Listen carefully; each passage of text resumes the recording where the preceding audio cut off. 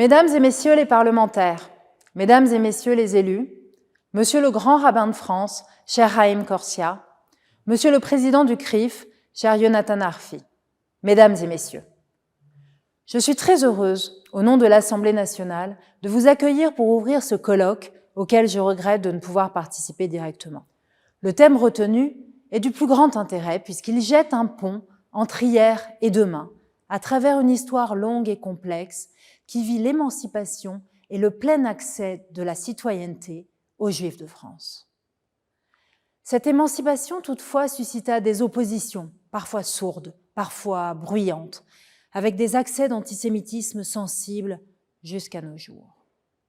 Symboliquement, ce colloque se tient en salle Victor Hugo, l'un des premiers orateurs français à mettre ses contemporains en garde contre le regain d'antisémitisme du XIXe siècle.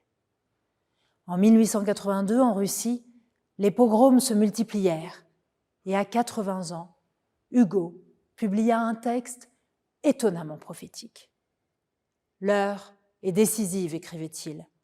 Un peuple devient monstre. » Et en interpellant l'humanité, il lui disait « Regarde et vois, deux solutions sont devant les yeux. D'un côté le peuple, de l'autre la foule. D'un côté la lumière, de l'autre les ténèbres.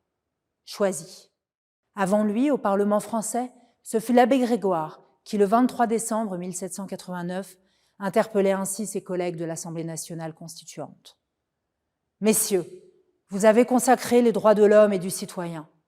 Permettez qu'un curé catholique élève la voix en faveur de 50 000 juifs épars dans le royaume qui, étant hommes, réclament les droits de citoyens. » Grégoire était lorrain.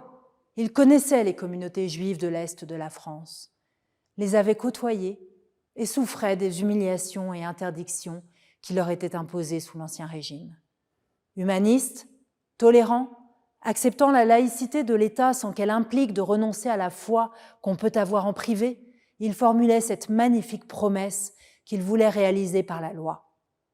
Les Juifs sont membres de cette famille universelle qui doit établir la fraternité entre les peuples. Et sur eux comme sur vous, la Révolution étend son voile majestueux.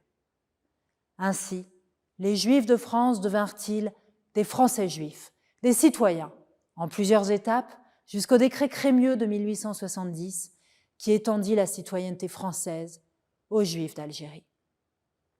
Il y eut toutefois une fraction de l'opinion que ces avancées heurtèrent, et de sinistres idéologues pour y voir, déjà, un complot.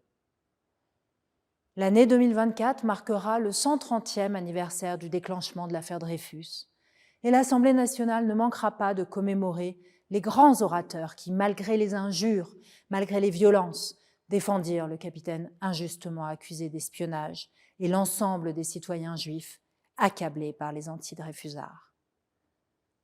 Un siècle plus tard, injures et violences n'ont pas disparu. Au contraire. Et c'est encore la loi qui protège ceux qui en sont victimes. Le racisme et l'antisémitisme ne sont pas des opinions.